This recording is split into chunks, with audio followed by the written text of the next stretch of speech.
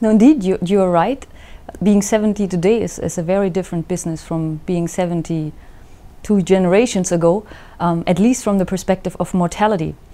So if you think about how likely it is that you die before your next birthday, then this has been much more likely 50 years ago than it's now. So 70-year-olds today have about the same risk of dying as 80-year-olds 50 years ago. And that's not just true for 70-year-olds, in fact, it's also true for other age groups. So on average, we could say that 40 is a new 30 and 70 is a new 60. So we are getting younger and younger.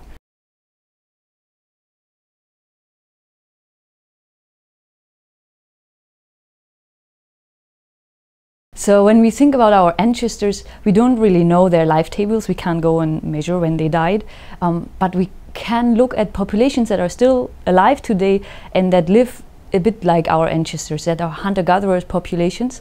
And when we look at when they die, then they have a similar mortality profile qualitatively. So over the life course, mortality increases with age.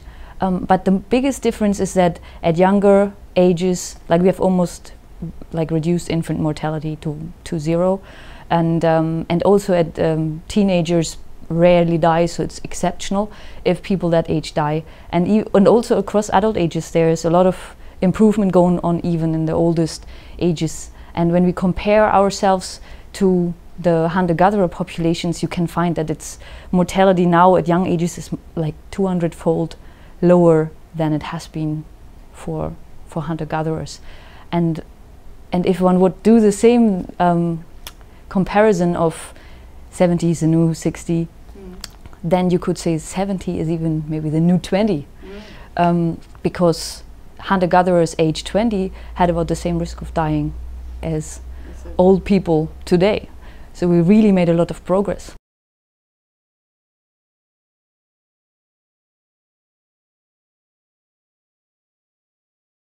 Well, evolution needs a long time, much longer than a couple of hundred years to act. So we cannot expect in any foreseeable future, in terms of hundreds of years, that we suddenly get a third set of teeth, which would be convenient, though it might be painful. There are other species that actually can regrow their teeth, like rats, for instance. The teeth, they continuously increase in length. Sharks, it's really cool. They have several rows of teeth, and as the front teeth fall out because they really use their teeth a lot, they need the back teeth move forward, and then they continuously can regenerate their teeth. We cannot do that, but what we can do is we have medicine, and we can brush our teeth. And even though that is not very comfortable as a toddler, when your mom tells you should brush your teeth, this really prolongs the lifetime of your teeth, as we all know. So modern medicine and hygiene is really helping us to keep our teeth alive and healthy much longer.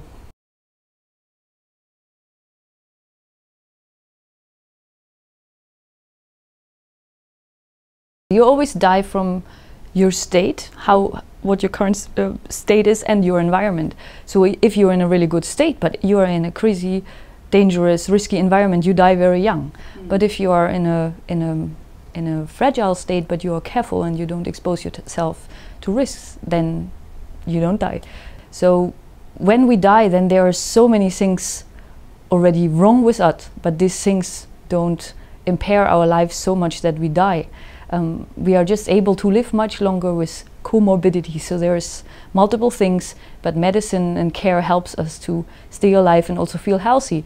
Like when there's a problem with your heart, you get a pacemaker, etc. So I think it's more interesting to understand how do we manage to live a healthy and happy life, even though objectively we are getting much frailer, and how can we have a healthy life for older people that have all these frailties, but still support them with tools and help so that they can still enjoy their lives when they are 120, for instance.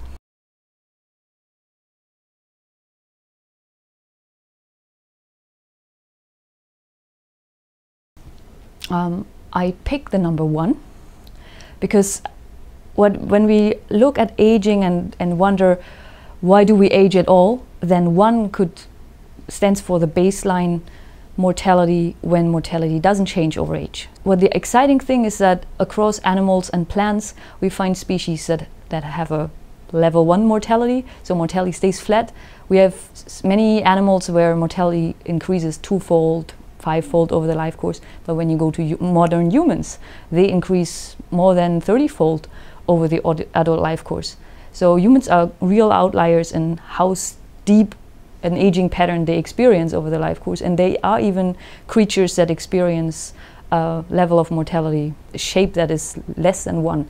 So that means they get better over age and mortality falls. So I think the number 1 would be the benchmark that I don't think we will ever achieve in humans, but just so we understand where we are in the spectrum of possible life courses. It's good to understand the number 1.